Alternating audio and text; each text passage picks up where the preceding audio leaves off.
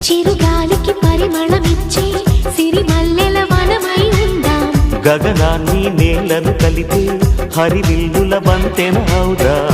ఆనందం అంటే అర్థం మనమందా.